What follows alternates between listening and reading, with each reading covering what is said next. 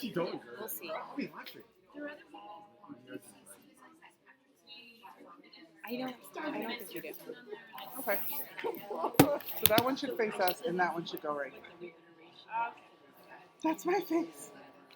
Okay. Still not coming through. It is the longest presentation on the planet. It's just, it has a lot of pictures, a lot of very, like, whatever. You can shrink. You can save it as a reduced file I kept size. looking for that, but I couldn't find it. I love Ryan. You lost 2. You're 0 for 2. Is it saved on the shirt drive? Oh, I can do those things. it's not coming through, my friend. At all. Okay, we're good. The live stream is good. Great. All right, so maybe you can do your. Maybe do a little. Video tech out. Because this is taking It's not forever. coming through. You know, Yeah. No, she sent it. Make sure it wasn't our side. Yeah. Yeah, it's sent. It's just a really huge document. And I said, I have to send it to her. as a reduced file.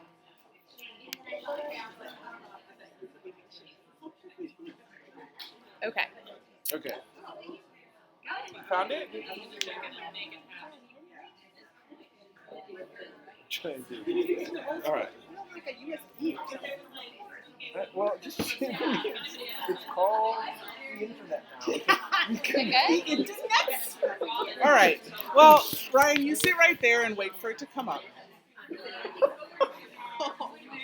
Jeez, I had no other option to sit down with that tone. You sit down.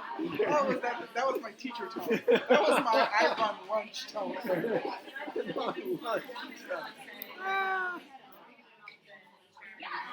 Here we go. I got it. Oh, you got it? Yeah, but you could. Oh, it's still down there. There we go. He can close his deal. Ah. All right, you know how to move this. Can you remind me of the agenda? All right. Ba-ba-da-da-ba-ba-ba. Good job, guys. Welcome, everyone over here. That kind of gets there. We're streaming live. Welcome to our last Women's School Council of our first founding year. Yay! We had how many? A lot. A lot? No, we had like No, like no, 7, not like enough. 6 not women's enough. school councils. Maybe not enough. Maybe too many. Maybe just right. So can you move to the agenda? Okay. So welcome everybody. Thank you for joining us. Our agenda for today is welcoming everyone. Finding out. I'll do my hardcore stare of who wants to take notes. Anyone? Anyone? I'll take notes. Thank you. It works every time. It works every time.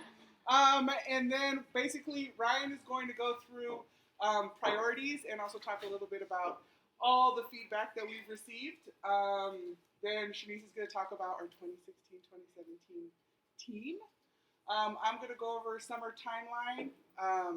Elizabeth is going to go over inclusion. Then Ryan again will have the floor along with shared with the facilities committee. And then we've allotted 20 minutes of time at the end for questions.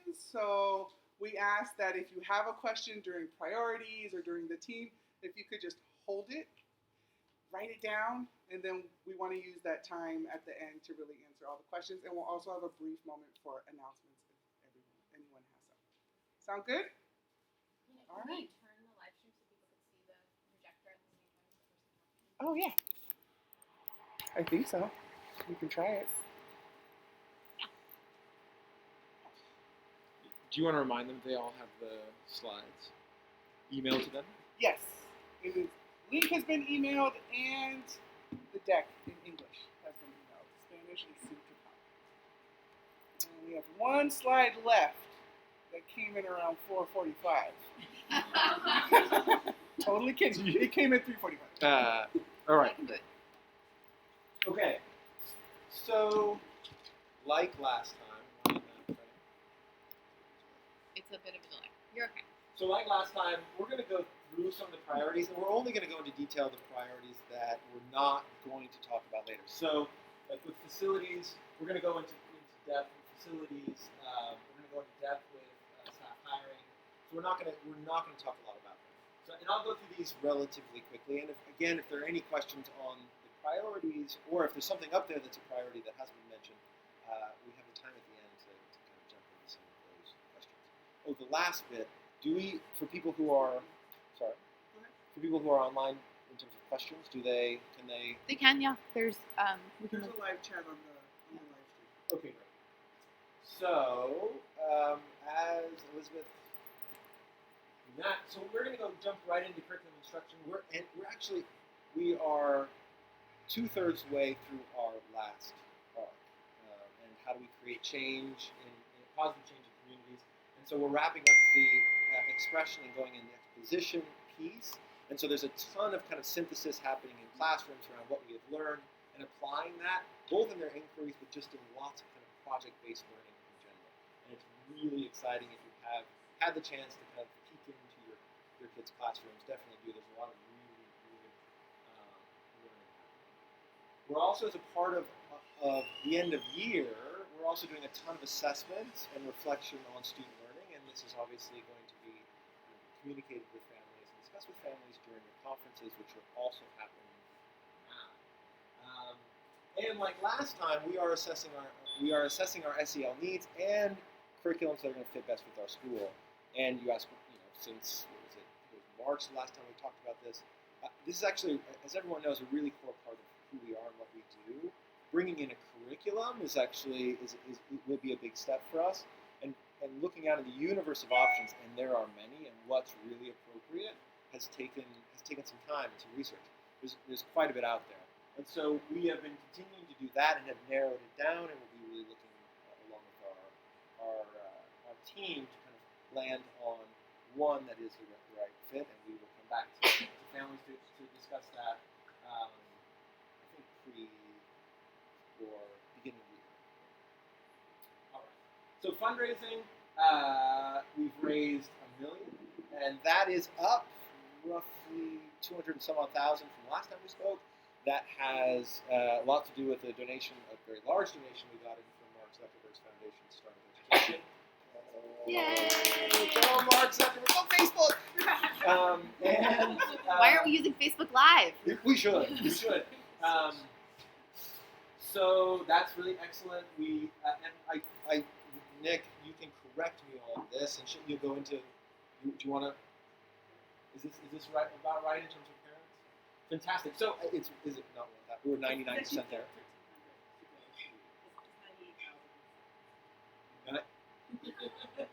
That's better. That is better.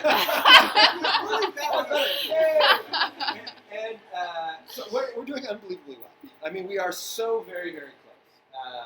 And this is not a telethon, so I'm not going to wait by the phone. But if anyone wants to contribute now, please do. So we have a gap of 120,000 by July 1st, and outstanding assets of 500,000. We feel really confident that gap will be closed. We also we are fitting into the last couple of weeks of school lots of foundation visits, which is really good. So we're making some really good traction with a number of larger donors, including kind of more institution donors, which is a good step for us. Facilities will go into family recruitment and engagement. A couple things: 99% of income in the kinder class has been registered. This is different than accepting, right? Anyone can hit the button accept. What we planned is the next step in terms of like putting time, energy, and effort into registration. Go Pina! So this is a big milestone for us, with still a wait list of 167, right? And so it's pretty extraordinary. We haven't gone into our wait list very much. Now that may change. I mean, we still have there's lots of time in the summer. Yeah, but when you send in your oral health assessment form already, You're serious. That's real. That's the marker. Yeah, that's my marker. Yeah. Literally. Here's one I think is really important for everyone in the room. 100% of current families are re-enrolled for next year. Woo! Yeah, okay. That's big. We have a wait list of 28 and 8 for grades 1 and 2 respectively. That's also also really big, and overall we'll welcome 54 new families or new students next year. So we're really excited. Staff hiring and retention we are going to go into, but there's also some great, like our retention this year across our founding team, our founding community is just really, really high. And anyone that we've spoken to who knows what it means to be a part of a founding community, these are really impressive numbers, and it's thanks to everyone. And online. Yay! Now just one last piece of our priorities. Which is, can you stick Hiring. the slide? You want to go next? Yes, please. We're going to go into more around the hiring with Shrew, so I'm going to stop there. So, 2016-27 planning. So we have received an enormous amount of feedback, and that has been a really good thing. And so these are all kind of the multiple forms of feedback. We did the family feedback forum. We're currently doing the family climate survey. We have the team feedback, the teacher sustainability study, and then we had this 2.5-day review.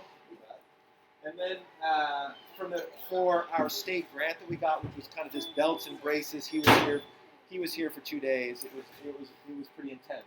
Now, with just the first, with just 1, 3, and 4, there are about 160 plus recommendations that are coming in, and that's not including the recommendations that will come from the external review or anything that comes out of the climate survey.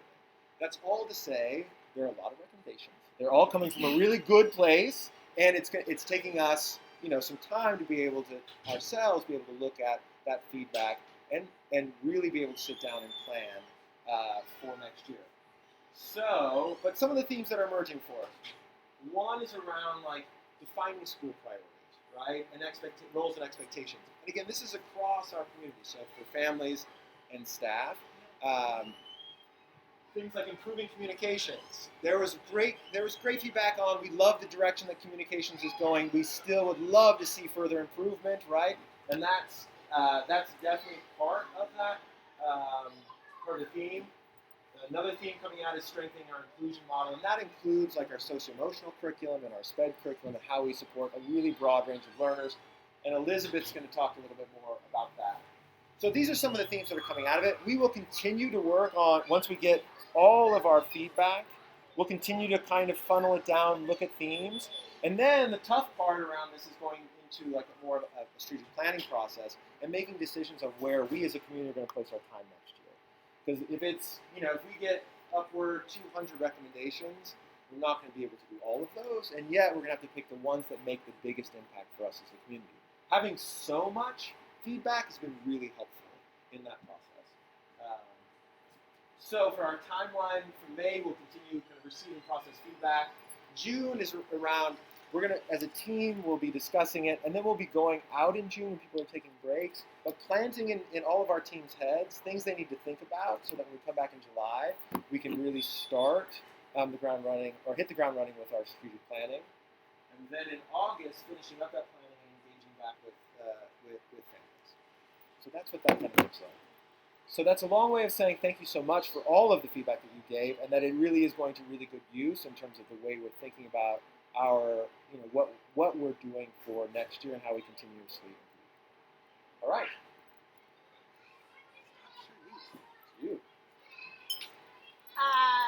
So I think this is 2 slides. We'll have to toggle back and forth. I couldn't put all the pictures. So we have an almost fully hired team. Happy to say that 90% of our staff are coming back. Yes, hi everybody.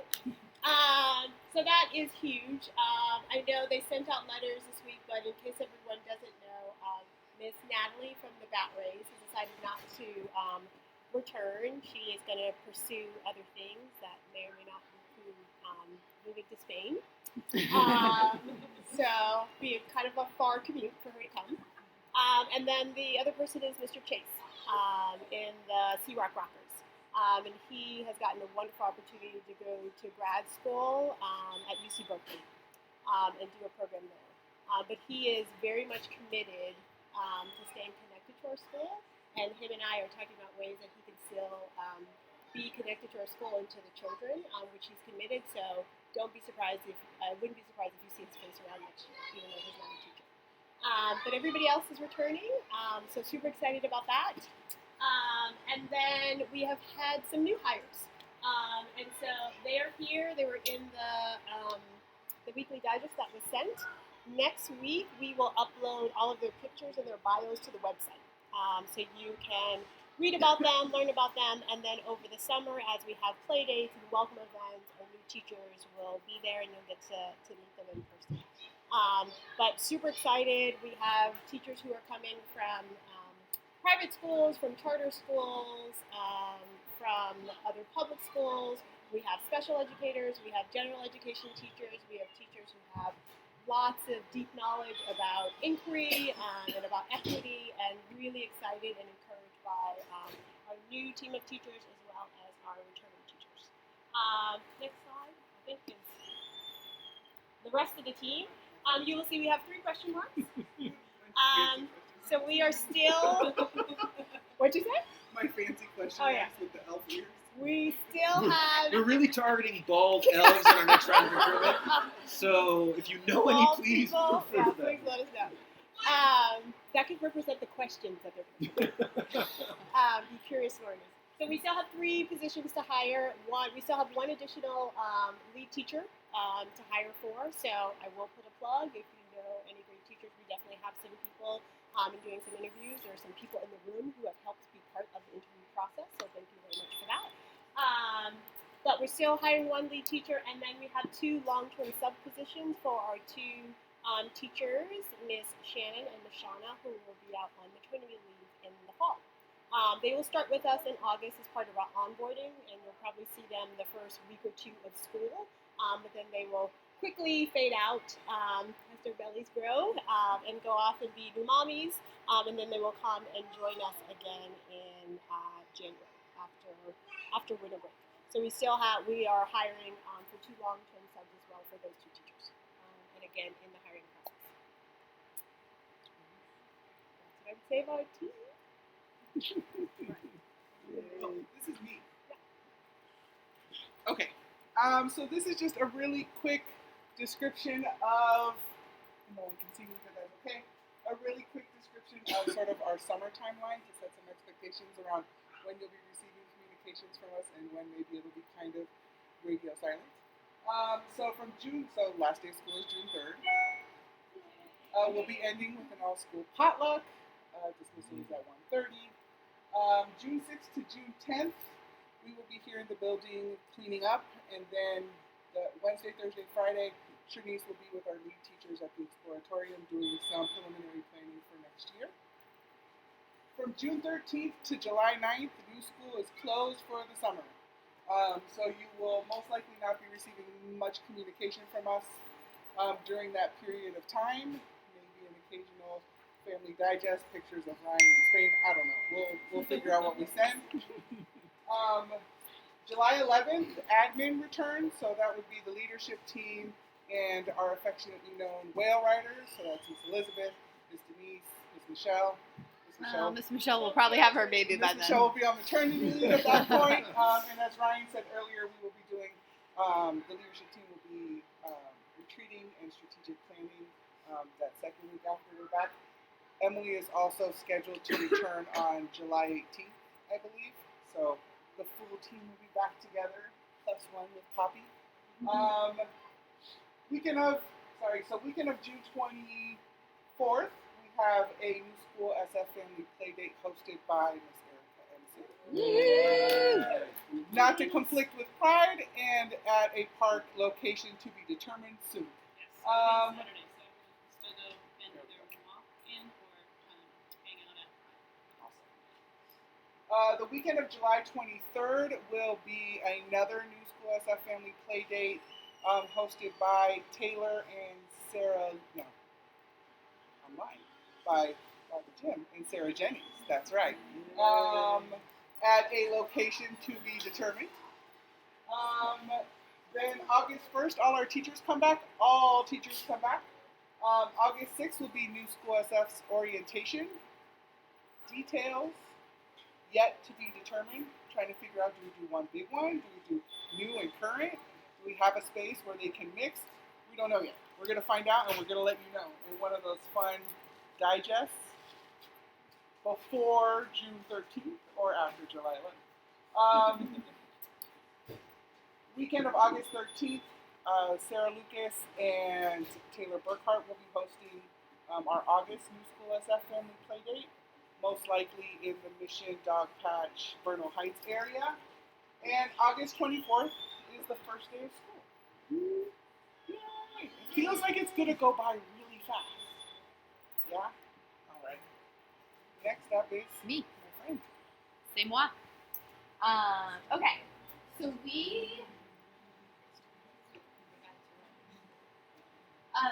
we have done a lot of thinking and a lot of changes this year on how we serve diverse learners. It's a huge part of our model. It's very important to us, and we wanted to touch base on some shifts that we're making for next year and share a little bit about specific reflections that we've had as a team. So one thing was we didn't know our families and our students. We got to know them and found that we needed to provide more supports and services. And so we have done that throughout the year. And we realized that there's still room for us to grow in that area.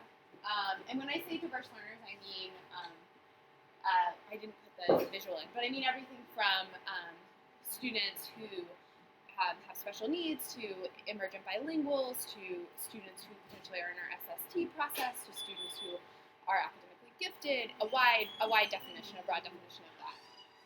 And so some of the things that we've done is we've developed an SST process. We've brought in SST stands for Student Support Team, and it is a team that some families have worked with and some families haven't, but provides supports for students in between sort of what would be called like a normed developmental experience, and students who might have needs that qualify for an IEP or an individualized education plan. And so that process implemented and has worked really well so far in our community. And then we've also begun to identify our emergent bilinguals and provide some supports for them, but realize there's a lot of room for us to grow in those areas. And so what we are doing for next year is we are going to continue to refine our PBIS.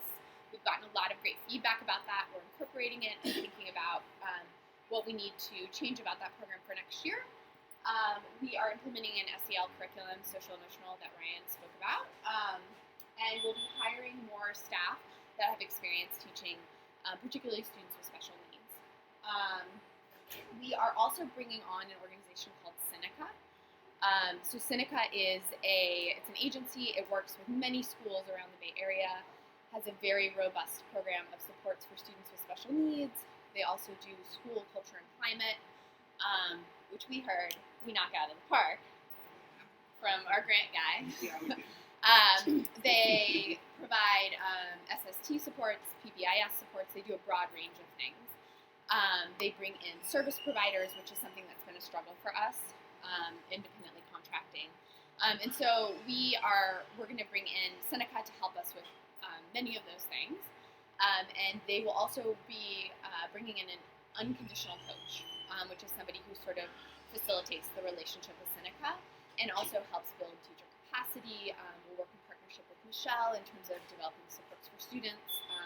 We'll do all kinds of awesome stuff. So we're bringing them on board. And then we have an ELD team, an English language development team. And that currently is me, Pina, Shernice, and Nicola. But would love to have some parents participating in that. We are right now designing some training over the summer for our teachers to help build their skills and capacity in implementing some ELD programs. And we have a English language development. I think I said. And the other thing we're doing is we're developing a partnership with San Francisco Unified, which does just an awesome job of supporting language learners in many different ways. And so we've met with Christina Wong, and she was amazing and is our hero. And so we're bringing in some supports that San Francisco Unified uses as well. Oh wait, that's the wrong one. So these are just some of the examples of what we're doing. The last thing I would say, I think I covered most of this. New hires. Did you touch on this, Shanice? Okay. So the last thing I would say that we're doing to support diverse learners, specifically I mentioned we're bringing on special teachers who have experience serving diverse learners, specifically some teachers who have special education credentials, and we'll be able to sort of help us develop a more robust definition and vision of inclusion. And that's it. All right, facilities, Ryan. And committee. And Co.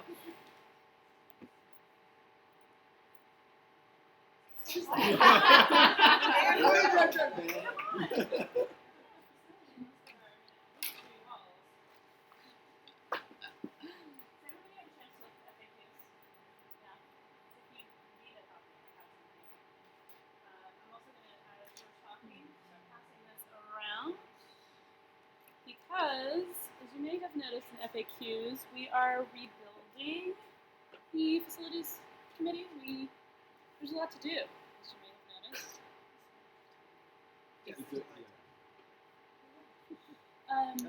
There's a lot to do, and we had a huge committee that Jeremy did a really great job of helping to get us organized at the beginning of the year, and it was a challenge to come up with times to call in, and we realized that really what most people were looking for was information. Where do we stand?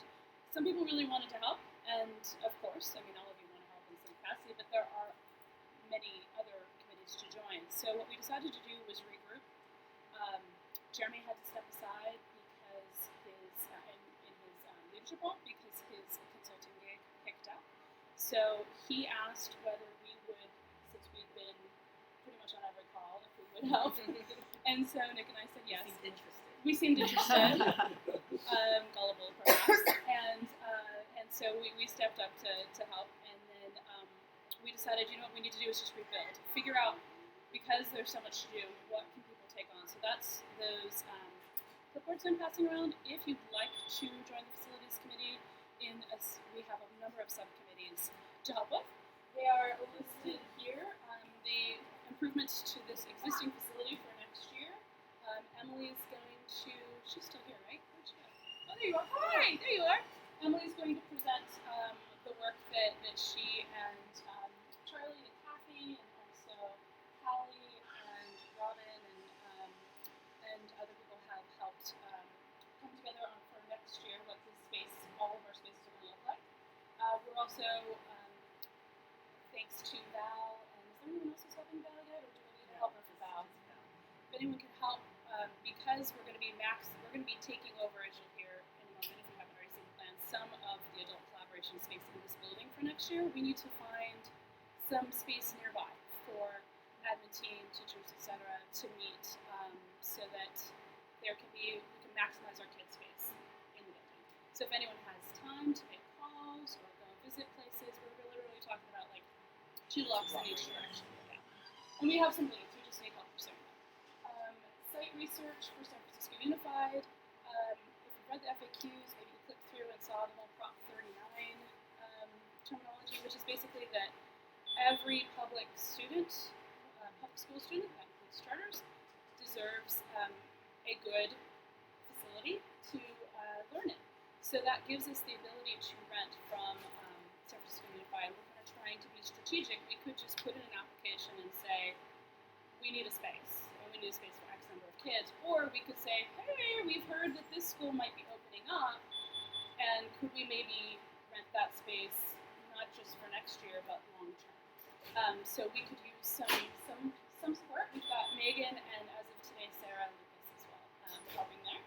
And then for outdoor space, that's of course the big thing we're missing here, and one of the biggest things besides proximity that we're looking for in our next space is a place for our kids to romp around safely within decent range of the school.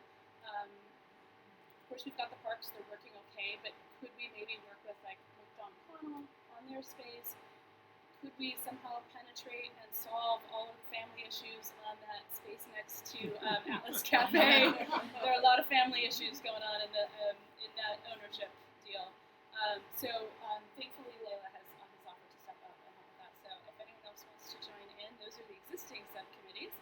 And then there's also another TBD note on there. So if there's something we haven't touched on that you think we need, please do let us know, and we will happily welcome you to the fold. Next slide. You're up, sir. Well, so, one of the things we wanted to do is we wanted to start getting more into giving more details around what we're pursuing, right? Because we've been pretty clear that we have really three areas for our search for 2017-2018, and that's buying or purchasing, leasing, and Prop 39. And we've also been pretty clear that the market is tough. The good news is it's getting a little better.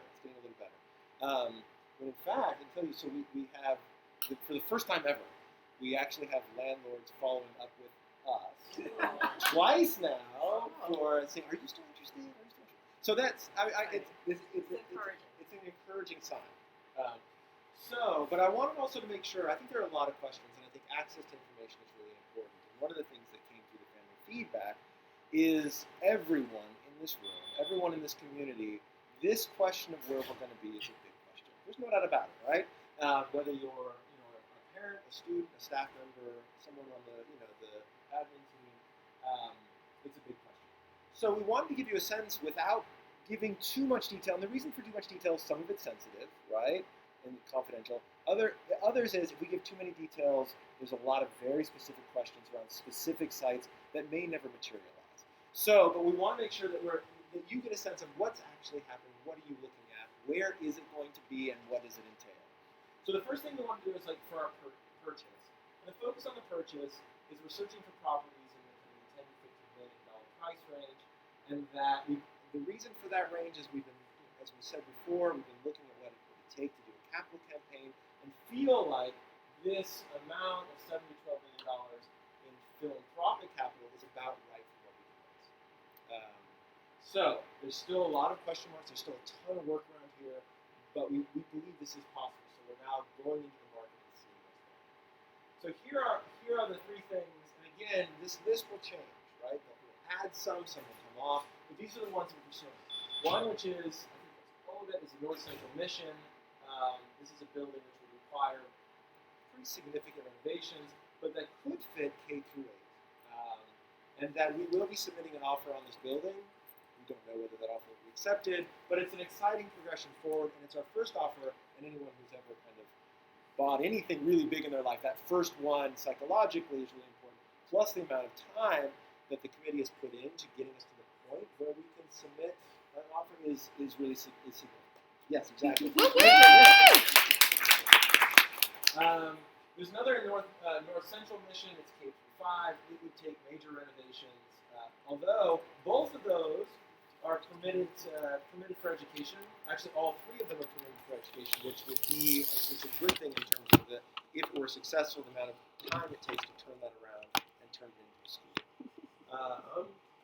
And the last is in the design district, North Potrero Hill. Again, you'll notice the theme here is all of it requires pretty major renovations, right? So most of the properties we're looking at are those that are going to require pretty significant amounts on our part. Here, and this is one of those things that it does have outdoor space, right? So that was really exciting. So those are the three in terms of the opportunities we're currently pursuing for purchase. The last two we're still conducting due diligence on. Next. The next one is leasing. The on-market commercial leases are still way too expensive for us. There may be some that are on market that are odd, right? Permitted uses are such that the landlord has a hard time attracting those tenants, where we believe there's some opportunity to negotiate. But the majority of what we're looking for are kind of off-market. Again, things are changing, so that might change. So one of the things we've looked at is that in the design district, North Potrero Hill, there's a developable lot, which would be temporary, to tell you the truth. It'd be like 5 to 10 years, but it would be something, depending on the negotiation, it might be a great runway of 5 to 10 years for looking at a much larger site, right? There's another in Soma, which could fit a K through 5. In it would require less in terms of renovations, but is permanent for education and difficult area for outdoor space. So again, not perfect, but if you walking the building, it could be a beautiful school on the inside. Excelsior, there's one that's K3 with significant work for construction. You could make it a K5. In all three, we're kind of in initial discussions with the landlord to see where they're flexible, where they're not, and working towards seeing whether or not it's going to fit our budget and make sure it kind of ticks those categories. One, of course, we've said before, is access to transportation links, access to outdoor space, those things that we presented before, which are higher on our priority list. And the last, sorry. No? Yes, please. And the last is Prop 39, and that's with the district. And this will grow, and we're really intentional about understand. We're really that's my child.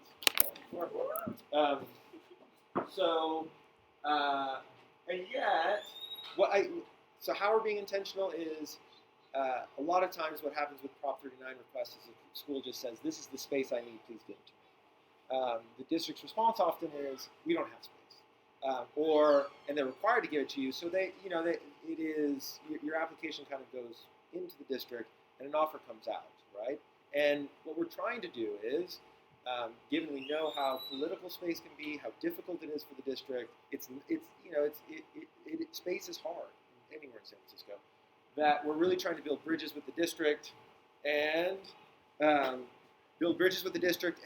be able to understand where does space exist, have them understand our flexibility, potentially look at like other ways besides Prop 39 that we could secure sites, and be able to do our due diligence in saying, okay, what space does exist around us, and so that research that Nick and Erica were talking about is really important, just in saying, well, in reality, where is there excess space? What might that look like? What schools would be willing to co-locate if we have to co-locate?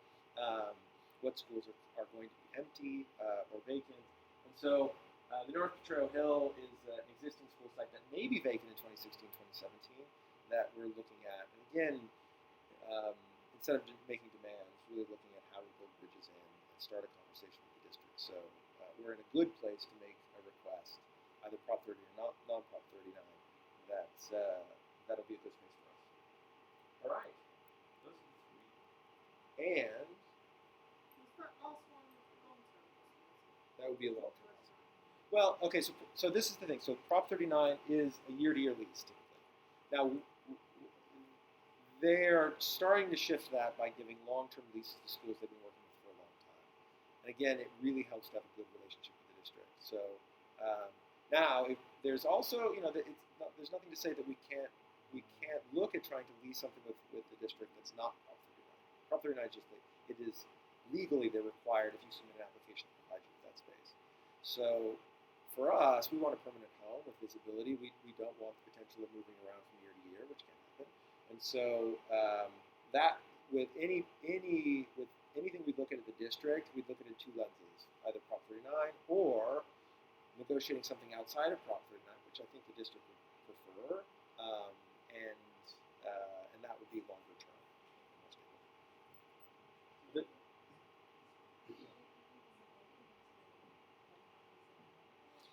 You have to do that.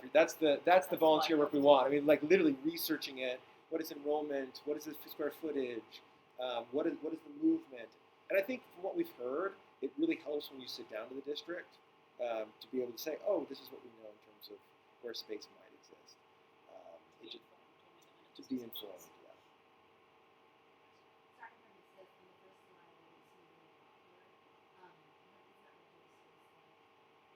And that's it would be park space. It would be park space. Yeah. It is. Yeah. We should. We'll hold all other questions until the end because we're really good on time.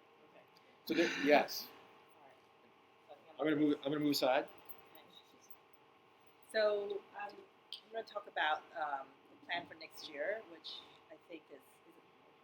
Well, you can do this, and then Emily will go. Yeah. Actually, Emily has the bulk of the stuff because basically most of it is about, I think by now everybody's seen sort of what the plan is for next year. I think everybody's aware, but we just want to reiterate because sometimes, some parents miss some of the sessions and, may not be as up to speed on where we are.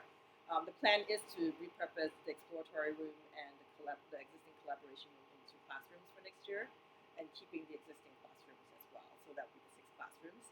And there are various things that need to be put in place to help mitigate some of the issues like sound, crossover between classrooms, some lighting issues with the exploratory room, and so Emily's here to talk through sort of what this summer spruce up is going to look like. Hi everybody. I'm going to run through the diagram just because if you weren't paying attention, it could be hard to understand. So this is sort of a view of the school, and I've colored the different classrooms in different colors. So that red classroom is that classroom behind you. The orange is this classroom. Yellow is the exploratory room. Green is the Star Kansas room. The teal was the collaboration room, and the blue is the Sea Rock Rockers room. And so we started thinking about how are we going to manage with 2 more classrooms in here. And most of the issues that have been coming up relate to sound, visual distraction, air quality, light quality, and what are the things we can do to mitigate those conditions without spending a ton of money and without doing major construction. And there's a lot we can do. So I put together a diagram of where we might see some of these improvements and what they might be. So in these first 2 classrooms, we're thinking light partitions, similar kind of to what you're seeing up there, which help to mitigate the glare from the fluorescent lights. We're thinking they're pretty inexpensive and we can get them in across the board throughout the school. And then a series of partitions that begin to help create better visual barriers, physical barriers, and sound barriers between the classrooms. And then on top of that, additional sort of sound deadening techniques. And then in the yellow classroom, that classroom would also need a new set of carpet, basically. As you go back into the Which one? The green one, that one's got the partitions already. So Rockstar Canvas. So if we hang up some kind of sound deadening material, that could be good for that one. And then again, another big partition between the 2 classrooms in the back. So we've been looking at different options. We're taking all input, trying to come up with something we can pull off over the summer. The light filters I mentioned, those seem pretty straightforward. I think they're great, they're not expensive, and we can go ahead and do that. The partitions, or the sound dampening carpets in the yellow room are going to help a lot, as will the walls in that classroom. And then Charlie has been researching a lot of different options for putting up acoustical panels on the walls and hanging some kind of acoustical material from the beams and or the ceiling that doesn't interfere with the fire sprinklers. So if you look behind you, we have 2 different acoustical panels that are kind of in a prototype mode. The one on the right is a professional, very expensive version. The one on the left over there is a homemade version that's much less expensive. However, we're still kind of Got on the right there between the, like in the corner between the windows, Above- fabric covered. Above the globe. Yeah, above the Yeah. globe. And then a third piece that is very small back there is a felt material that's all natural wool felt that could be hung up on the walls too. So we're still kind of in the process of researching which ones are feasible to make, all the different codes that we need to follow to make sure we're meeting all the requirements. So we'll have something. Barbara Sisternes Yeah, has and stepped in to help consult as well. which I'm super excited about. So hopefully we can set up a meeting soon and get input that we want to. And then we're going to show you one more here, I think, right? This is one of the prototypes that Charlie has been like Well, this crafting in is his garage. that's the third is the panels, the partitions. So the partitions, we're looking at different heights and how to bring them with us to our next facility, which ones are more expensive, which ones we can fabricate. So we're looking into building some ourselves. And we're also looking into different options of finding ones that are already made. So Charlie has started fabricating this guy who's tall. That's 2 pieces of pegboard. It's 8 feet tall. That's 8 feet tall. Yeah. Yeah, it's very tall. So we'll get that in here to take a look at it and see how it functions, how stable it is, what codes we might need to have follow. Yeah, making sure that everything's meeting code in terms of Yeah. fire And I safety think and I can do it. Oh, I'm sorry. gonna go back. Yeah, and if you go back, the one on the upper right is working with Nick and John. Kind of a cool, fun thing to do. It's CNC routed out of a piece of plywood. And those ones are shorter, those are about 6 feet tall, but they're cost effective and they look good.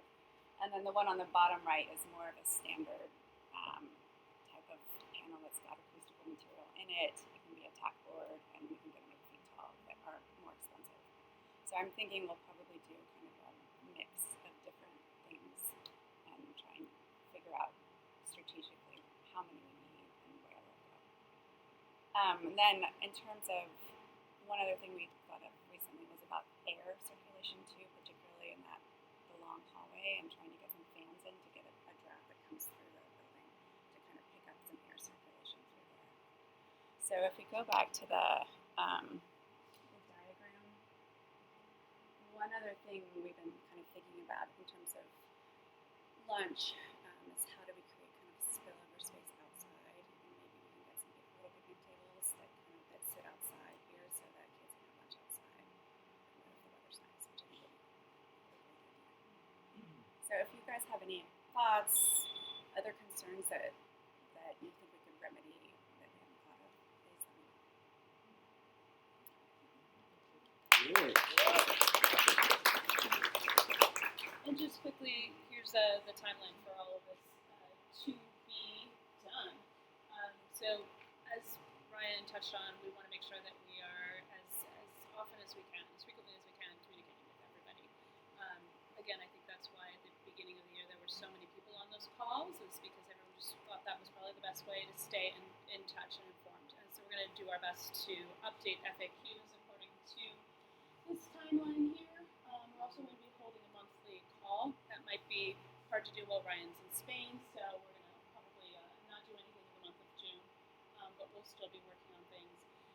So that facilities email address will come to Ryan, me, Nick, and Jeremy. One of us will get back to you ASAP. I will be in town in June. I don't know about the rest of the team, but I'll be here, so I'll probably be the one answering questions. And then can I just ask you to speak to your expertise for a moment? Since I'm clearly doing the comms piece, but you, my dear, are doing so much with the, this woman knows how to make an offer on a property. So I guess maybe just give some background on my professional background. I do work in sort of commercial real estate investments, and so I'm sort of leveraging my knowledge there and network there with the brokers and just understanding sort of what the space looks like to help the school kind of, even tease it down to like what I'm looking for, like, what kind of price point can we really afford, what kind of space, and just so I'm just leveraging it best I can to kind of lend into this project, this search process.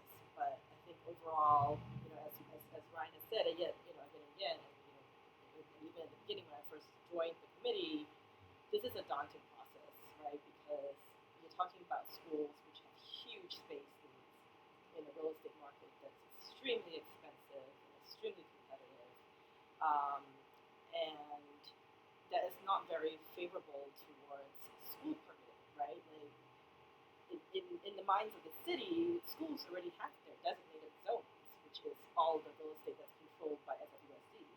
And so to try and actually find privately held property that permits, that where schools are permitted, right, as of right, is actually quite challenging, right? And the fact that the schools able to open this year at this site was nothing short of a miracle in some ways, that there was a vocational institute that was here before, and so they could use the existing sort of change. I mean, the city is a nightmare to navigate through any kind of permitting issue, whether it's doing a permit to renovate your house or a bigger thing like this, which is to convert the use of the school. I mean, a warehouse, for example, into a school use, right?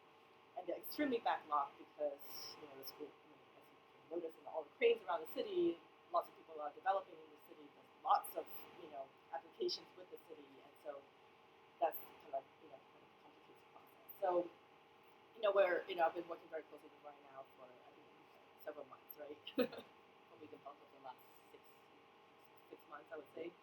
And we're sort of it's I was describing it to another mom today. It's a fairly low yield process because you have to pursue a lot of leads and kiss a lot of frogs before anything is going to materialize, and that's definitely the process we've kind of gone through so far.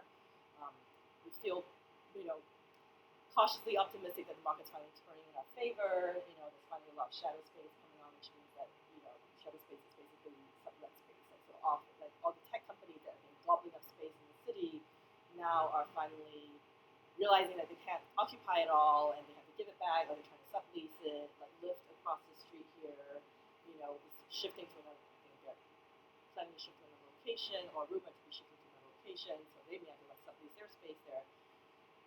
But that being said, the budget that the school has is a fraction of what market pricing is. So, even though the market's softening, it doesn't necessarily mean that we're that well positioned to take advantage of it. But, it's kind of a long-winded way of explaining sort of. Yeah, I think it's needle. It's needle in a haystack. I mean, that's what this building is, and I think that it is fun, being in the right place at the right time. Yeah.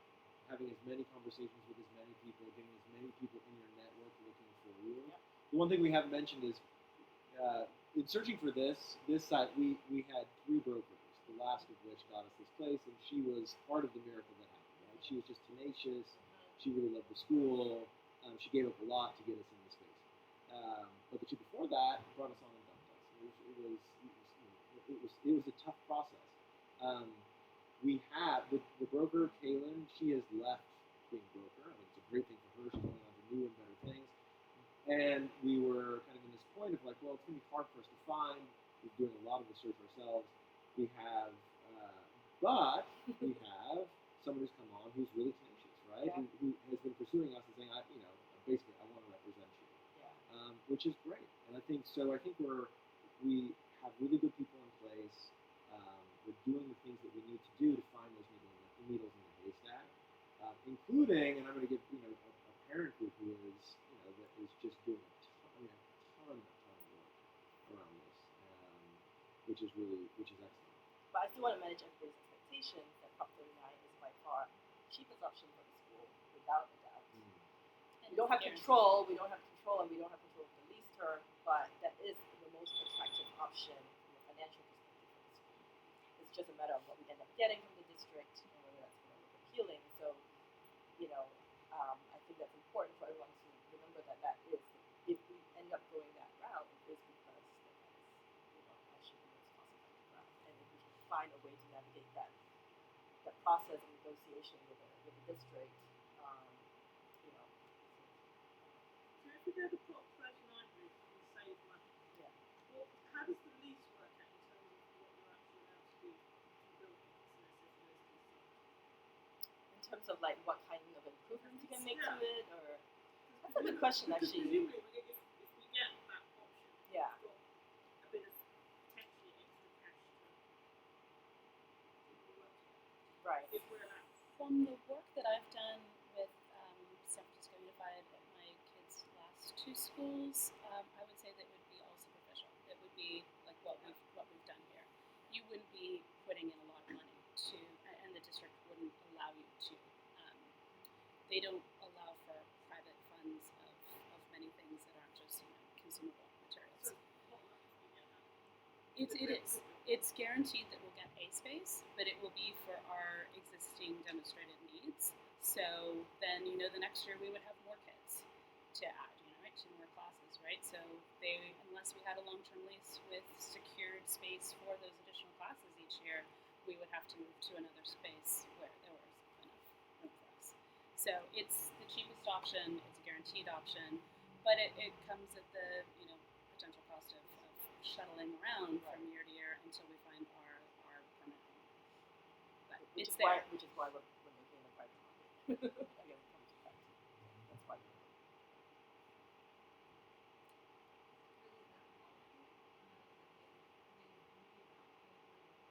I mean, in looking at actual leases of charter schools in the city, yes. I mean, I think Creative Arts Charter has now landed in their, I think what feels like a permanent home for them, but I think they went through a fair bit of relocation during their history as well. I mean, at one point, I didn't realize this, but when I started doing more research, they were actually at the Canaveral campus in Canaveral for 2 years, and then went back to the University of Michigan. So, and then there are lots of charter schools that get booted year to year.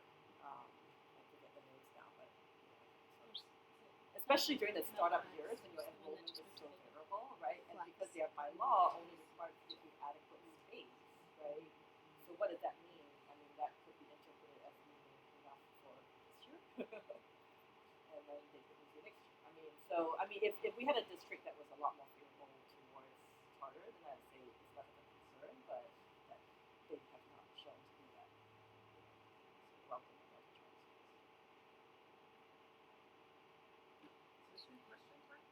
Yeah, I would say let's open it up to all questions. If we can go back to the agenda a little bit. And then you guys just got a lot of information. Yay, information! Yay, minimum speaking. Like this is, but I have just a quick question. It's totally curiosity. The neighborhoods that are on that list of the buildings so far, is that is there a sort of desired zone of the city, or is that just kind of what's worked out of looking at the whole city? Yes. I think there's definitely really a strong desire to try and stay relatively close to the economic space. I think the feeling is that everyone's neighborhoods here, right? And so the feeling is that if we stay relatively close to the site, that the neighborhood can always be shut. So I think that's why we see that the patients that live in there aren't all too far. Another two goals are to be within public transit. Yeah, so basically a corridor enrollment, and then also because of our relationship with this trying to stay on this city as best we can. Very emotional on this question. Social partners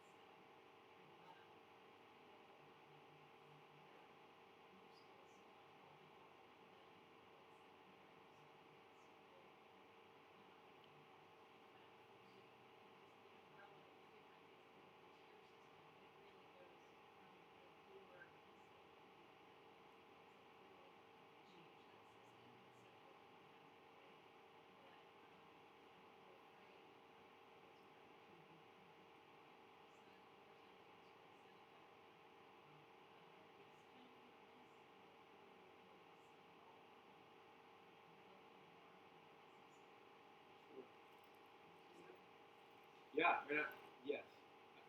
And please fill in. I think what was most important for us is so let's just say from Seneca.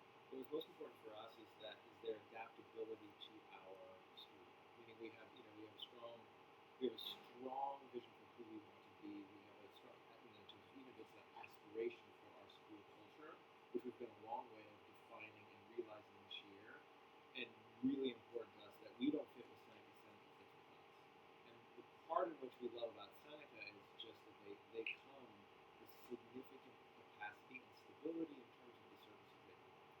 And so I think it is, we're not looking at Seneca saying, you now you deal with this aspect of our program. So let's say special education. It's more around, we need stability of service providers. All of the service providers are full-time employees of Seneca, which is a big difference between contractors and subcontractors. And this year has been a real revolving door for us. And we'll have providers. Let's say it's occupational therapists who come in and say, I really love working with your but I don't like the service. I don't like your the service provider, or I'm moving, or whatever it might be. And so that inconsistency has been hard for us. One of the things about Seneca that was really good was it's just their stability. They also come with a significant experience in terms of just managing these programs and managing like the compliance of these programs, which is a really important part of delivery of special education services, but oftentimes gets in the way of the actual provision when it comes to dealing with students or building capacity with staff. It's tough, and it's one of those balances of where you spend your time.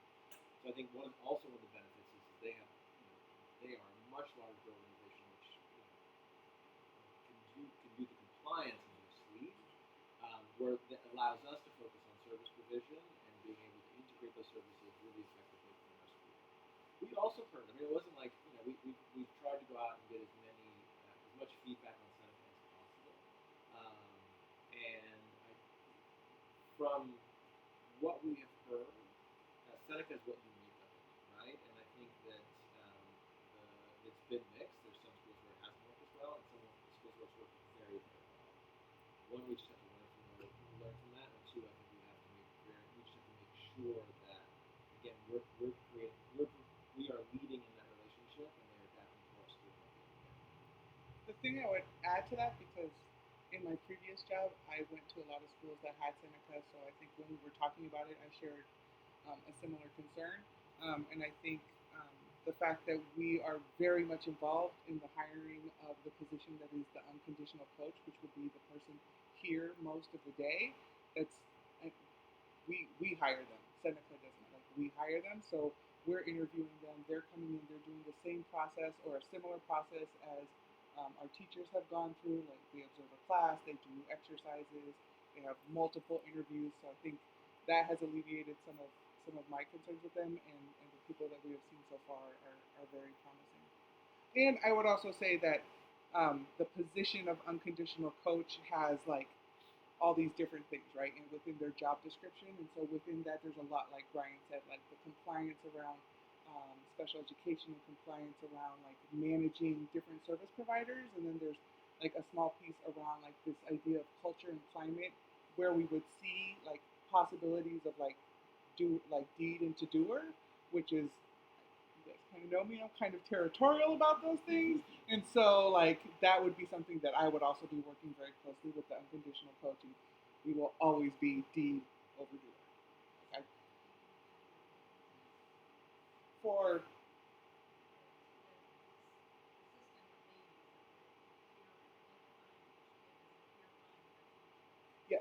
yeah, there would be the identification of tiers are tiers of support. At the new So school of we use tiers of support, but it's a level of support that we provide. So like our SST process is typically tier 2, sometimes tier 3. Our PBIS is tier 1, but we are and have had internal staff conversations about it's not a child fitting that is identified by a tier, but it's a level of support that we provide. But I think that distinction is an important one to make, and one we've talked a lot about internally. So we will continue to offer different tiers of supports, but just that, not to identify children.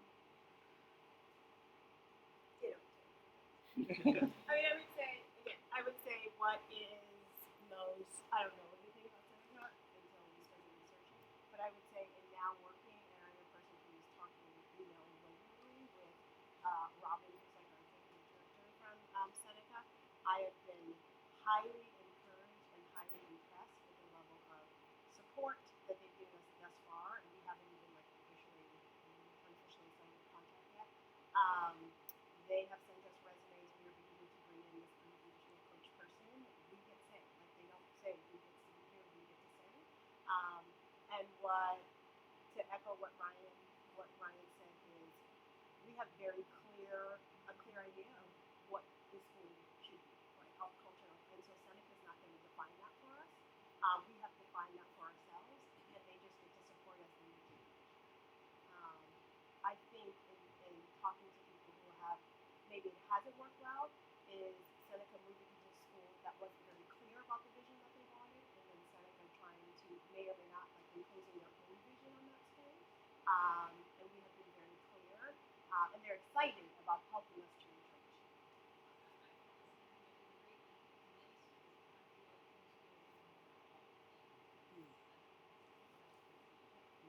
I think we are, for me, I will speak for myself, Seneca will come in and provide a level of support to us so we can do the, I don't say the meaningful, but the day-to-day, the compliance, like making sure deadlines are met and paperwork, we spend a lot of time doing that. And they will come in and do that and allow us to do what we think is work that we are better suited for. If that makes sense.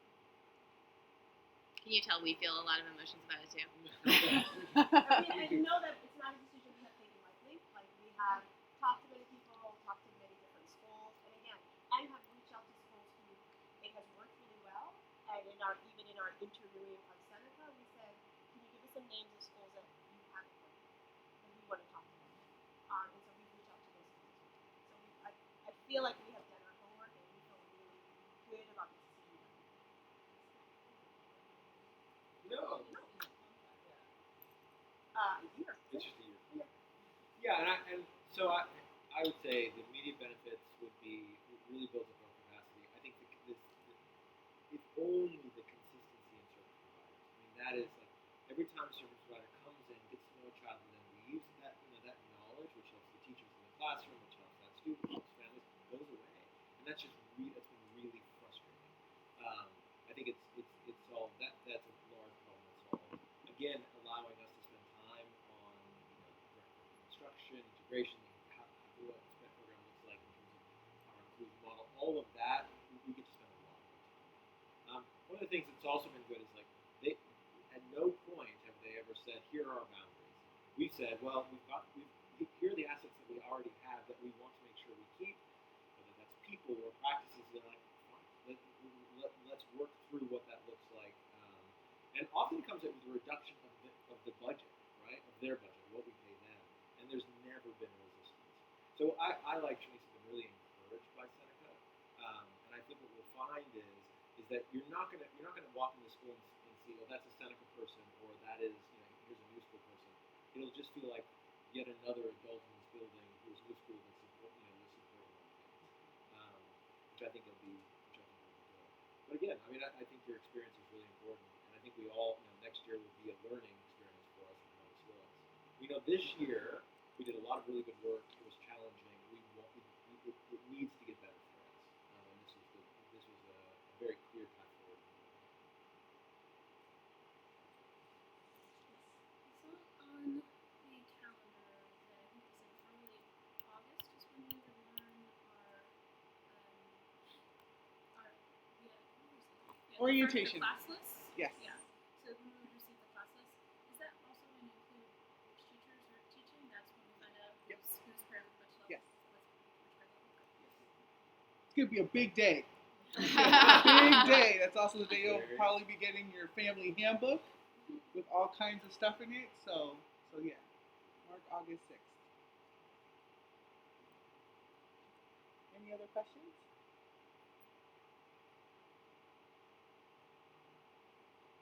I'd just love to hear like a little bit more color about the hiring process. Like, are you guys getting good applicants? I don't know, just like a little more about Like some how they're headlines? going, where You want like things some are, headlines? Like We got from the grant guy. He was very impressed with our hiring process. Yes, we were just very reviewed impressed. for this grant, and one of the things that he pulled out is he said that we have a very robust hiring process that is much more sophisticated than you would typically see at a school in our phase.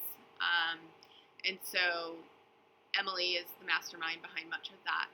But we go through essentially. We put out, in many different forums, these are the positions we're hiring for, and indeed, like last year, we were hiring for like 16 positions. Last year was a lot. So we put those out, we get resumes in, internally, myself and Shanice and Emily and the teaching staff review resumes and cover letters, and we norm on those and look at sort of like what are resumes and cover letters that are a best fit for our organization, and then from that pool we we then go reach out to a percentage of those people and have a 30-minute phone interview. We get to know a little bit more about them, dig into some questions that we might have, and then from there, a percentage of those people are invited to submit, supplemental documents, and that's like a teaching sample, artifacts from your classroom, references, like your philosophy of teaching, and then from that, a percentage of that group is then invited to a final interview day. And the final interview day is interview with leadership, interview with parents, a demo teaching lesson within our classrooms this year. Last year it was a little bit more impromptu. And then a group facilitation so we can see how you collaborate with other people. And then email exercises so we can see how you engage with parents. And then I think that's all of it. And then from there, we sit down and have a very impassioned conversation about who we are super excited about, who we want to learn more about. Sometimes we'll go back out and ask more questions. This year, we are incredibly impressed with particularly the skill and ability around special education that we're able to bring in. Some of the educators that are coming in, I think it's 3 of the 4, have really great experience and expertise in special education. And will be a huge asset to us in continuing to speak to what you're talking about, Jennifer, what it means to have inclusion at new school and what does it mean to support really diverse learners. So that's kind of like the process at large. Yeah. It's like headline coloring, like a la Christina. I would say that Amy hails from Lakeshore, so if you have any more questions, you can ask Layla back there. Joseph is also now affectionately known as Joe, because we all just loved him. He's wearing, and he has he's got a Star Wars costume, so he was a big hit with the kids. Kristen, right there next to Ryan, she wowed the Rockstar Pandas with her Whip Nene Drought, song Whip Nene. around drought. Kimberly, I did not get a chance to meet. She's coming from down the street from mine. And there's one more on the next page. Yeah, and then a lot of people will know Katie, who's right there next to Shauna. She right now is actually a para in the Rockstar Panda classroom and will be a resident teacher next year. So, when you one of the lead teachers at resident teachers kind of popped up? Correct. Sharice, do you want to speak to that? Yeah. They were not. We made a conscious decision not to do that for a couple of reasons. One, I would say there are a couple of resident teachers who are talking about perhaps being like sub-LTs while Shauna and Shannon are out on maternity leave. But 2, this year, in our startup year, this LT and RT relationship is really meant to be about peer coaching, right? And teachers and lead teachers really coaching. And honestly, with our startup year and everything that went, that relationship didn't really get to blossom. So I feel really strongly about making sure that our LTs are providing some mentorship and coaching to our RTs, and RTs are really focused on practice, including practice and pedagogy, and also clearly defining like what does it mean, what is the path forward from an RT to become an LT. I feel really strongly that can't be arbitrary or can't be like you but not you, and making that process really clear.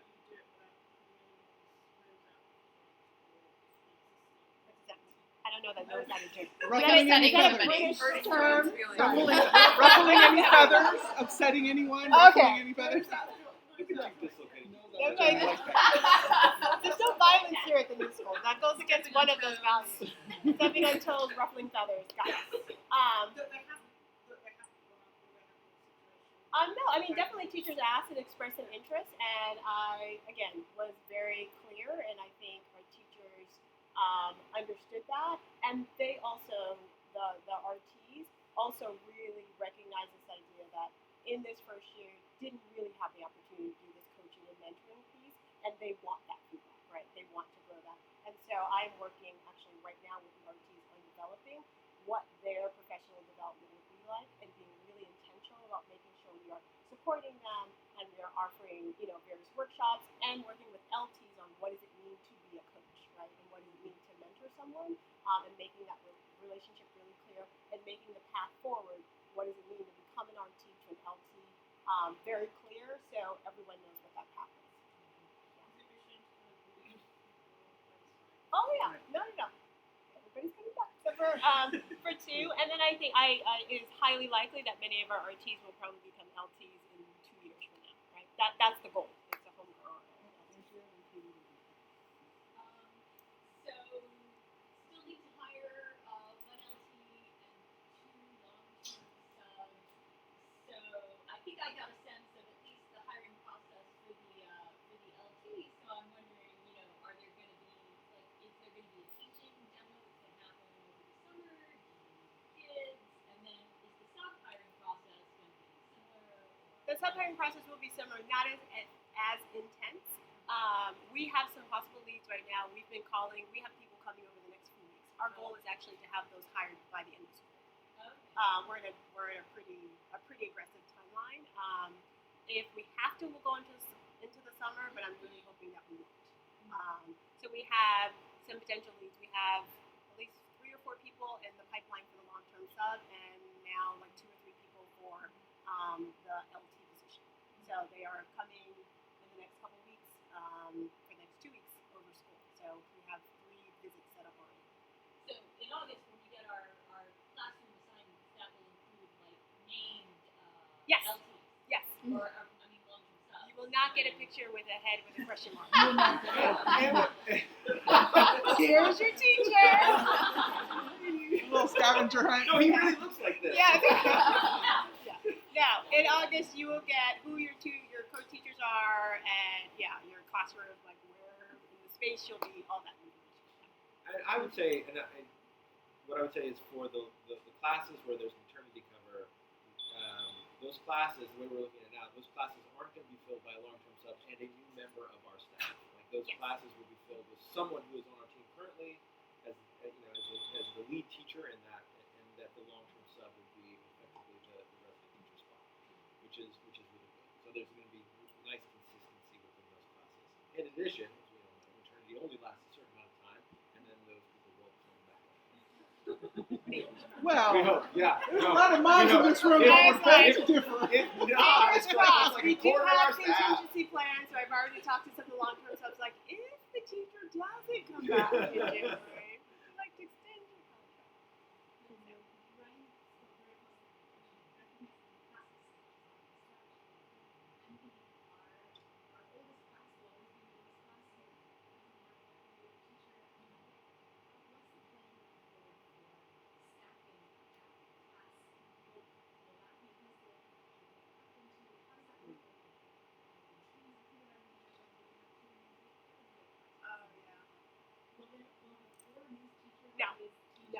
No. I will tell you that. No. That I feel very strongly about that. So my daughter goes to a charter school in Los Angeles, and we were one of the founding families. She was a kinder in a K-1 school very similar to this, and that she was in the kindergarten class, but that first grade class for the first couple of years, they always hired brand new teachers, and they became the teachers for that grade level, and it was disastrous. So I feel very strongly that I will say this, that unless something really extenuating, we will never have, next year's second grade teachers will not be all 4 new teachers for our school. So some of our current teachers will be part of the second grade team. I feel really strongly about that. The great thing is being an elementary school teacher, I don't know, it gets a little technical, but you have what they call a multiple subject credential, and that is for K-6. And most of our teachers have taught in various grade levels. So even though you might have been a kinder teacher this year, our teachers are very well equipped to teach second grade next year. It would just be a matter of content knowledge, And vice versa. It's a matter of content knowledge. I will say this year, teachers will be getting together and planning over the summer. I specifically will be supporting whatever team will be for second grade for them to come together in very intentional ways to develop curriculum. Because unlike K and first, we already have a curriculum to go off, and it will look different and change and evolve and iterate. But there's a base, there's a starting place. So they will have some additional supports and resources with the planning piece, like the content piece. And so the last thing I would say is, so we have teachers in this building who've never taught, not in new school, but in their teaching career, who have significant tenure, who've never taught the same way. And so I think it's pretty common for elementary school teachers to jump around and to be excited about that. I mean, it's like, or not, right? To be saying I'd really like to stick with one, but I think we've got there's a lot to play with, and a lot of like pieces you can move around and feel really confident about. And the benefit of having a lead resident teacher is that you have two people with a diverse set of experiences, and really kind of mixing and matching strengths and experience to get a really good class. So I think we have time for one more question. So you're being first. So, this year we did a very, we started the first few days and tried to take a look and base our classroom selection on Gentle beginnings. yes, gentle beginnings. Yeah. Are we doing that next year? Okay. We are having gentle beginnings. So the first 3 days of school, we start on a Wednesday. It's August 24th. So Wednesday through Friday, the 24th through the 26th are like shortened days. They all go till 1:30. Until 1:30. It will be so everyone will get out at 1:30. First and second grade, however, you will get your class assignments in August because we know those kids. Well, who we don't know are the incoming kinders. So the incoming kinders will have a very similar experience as to what we did this year. And so they will go between both classrooms and seeing both sets of teachers and in different groupings, one Wednesday through Friday. And then sometime that weekend, we'll get together as a teaching staff and look at it and develop some class lists. And then over the weekend, kinder families will get their class assignments. So they won't have their class assignments on August 6th, like first and second grade. The kinders will have it the weekend after school has started. So my question about gentle beginnings Yeah. is, were there learnings from this year? That Yeah. how did you think that it worked Yeah. in class selection, and then were there learnings that you applied to this year? Definitely learnings, yes. I'm pretty proud of the gentle beginnings. Like we went through this protocol basically, where we actually did it. We just assigned students. We put information, but we didn't know. So every student had a card, and their picture was on the back, but we didn't look at the picture. So it was just giving information and looking at the feedback and the observations that teachers had. And we use a variety of measures, right? Obviously, you want some gender balance in there. You want some balance on student personality. You want some balance on where students are. Again, as much as you can gauge as far as like interests and those kinds of things. And so, yeah, I'm really proud of the process that we went through in balancing classrooms. I do think we learned. I think there are a couple of other measures we should have paid attention to that will improve this goal as far as classes. Yeah, no, I'm just yeah. Measures like what? Say again? Measures like what? I think as much as you can, just like interact like social dynamics of students. I think is important. And again, hard to first 3 days, right? Students still aren't necessarily comfortable and like not knowing the adults and knowing each other, but to really pay attention to some of those social interactions. I would say the independence or level of support that a child needs. So some students will walk in here the first day and be like, I'm ready for kindergarten. Where others might need a little bit more support, and that's okay. But obviously, you don't want an entire classroom full of students who no one can do anything independently on their own, and then you don't want a classroom where everyone's like, we don't need you. So having a mix of, I think, like independence level and comfort level, and like social dynamics, and students who seem to be more, quiet and introverted versus, like talkative and out there. So lots of measures. Not a perfect science, but definitely. The other thing I would say, just for like some context, is most schools don't do this process. Most schools, when you come in to a school, like students are basically assigned to have a gender balance, and maybe if you know something about like home language, like that might be included. But many schools don't sort of like get to know their students, and so we like that we have a little bit of time to get some information. That said, it's an imperfect process. Many children like come in, and their first few days are very different from how the rest of their year might play out. And so I think like we did learn some great stuff about how we can improve our protocol and things to watch for more. But I think you will always end up with some years where you're just like, we nailed that balance, and some years where you're like, okay, we'll be doing like some more shifting in our next year. So then the follow-up question is, how are we planning on doing K first and second? What's that look like? Can you guys talk about what the class For next year's first and second. Yes. Yeah. So we're spending some time on the next couple of Mondays when we have our early release time doing just that.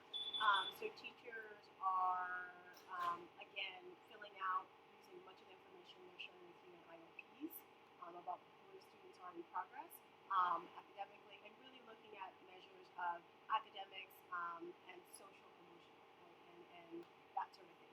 Also language plays an important role in that. Making sure that students will be supported language-wise.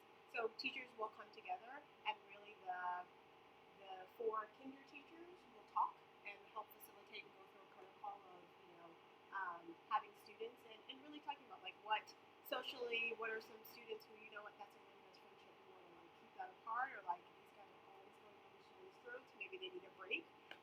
Those kind of like social relationships, thinking about that. So that this year's kinder teachers will, being facilitated by the leadership team, will help determine next year's first grade, and then this year's first grade teachers will help determine next year's second grade. So And the then, teachers who know the students currently at the moment. and then overlaid on that, which I think is really important, is then we have the selection of the teachers and the teaching pairs, right? So I think that's an important part of how you look at class dynamics, and much of it is dependent on students, right? And understanding that, and understanding dynamics as it relates to academics and social emotional.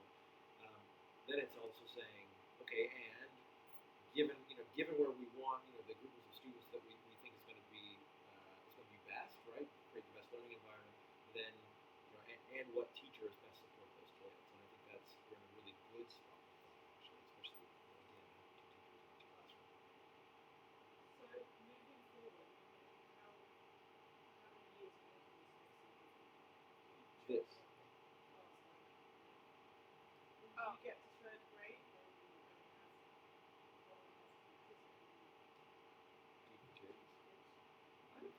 Yeah, I know. That's called looping, right? So if you keep a group of students together and they stay together, that's called looping. Right now, we don't have looping as part of our program. We don't have a so kids will every year be mixed up for those grades. All right, I am going to. One last question. especially when you look like that. Yeah, Like, I know, how can you you got- deny her?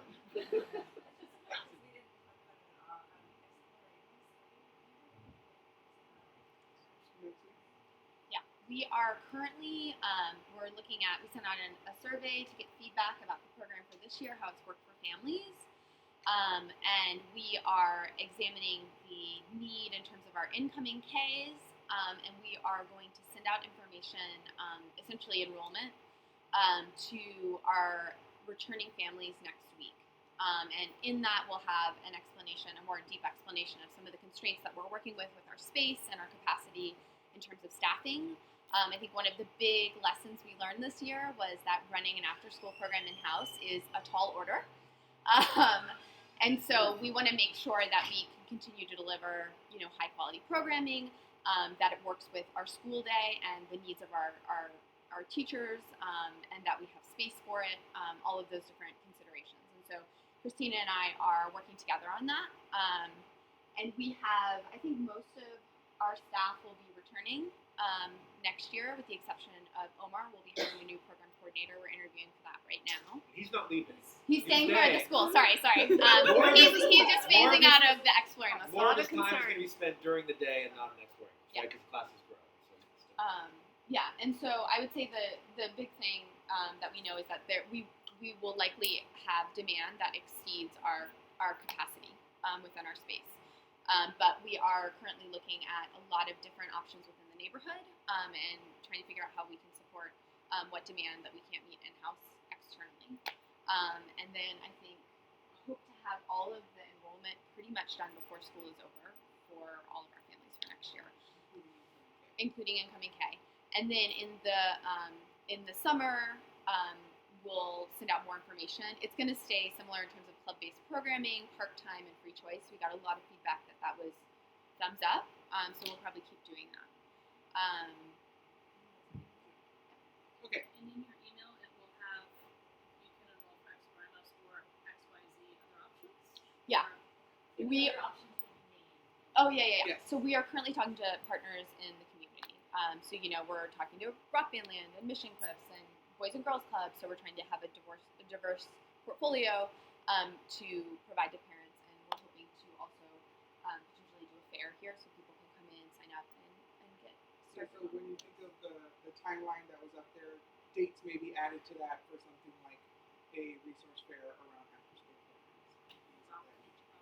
Rocking the rock. So no more questions. Wait, let me say one more thing. One last thing about Exploremus that I think is important is the program that we're doing for next year is in response to the space that we're currently in and our capacity as a staff. It is not necessarily our long-term plan.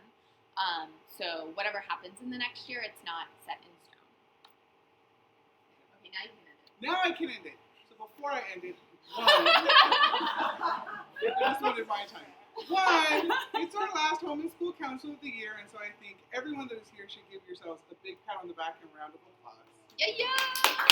Not just for being here, but every single person in this room has either participated on a committee, has emailed about committees, has been to picnics, has been to 100 Valentine's Days, like everything. Like all the things that we have done this year would not have been possible without our parent community.